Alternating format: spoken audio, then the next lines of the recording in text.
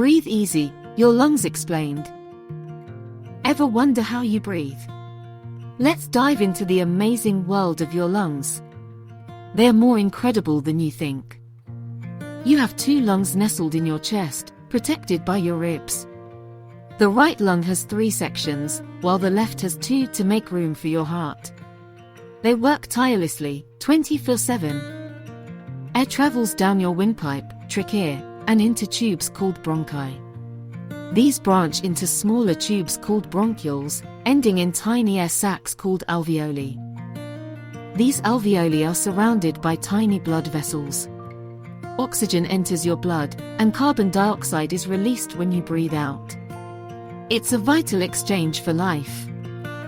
Lungs can be affected by diseases like asthma and COPD. Protect them by avoiding smoking and exercising regularly.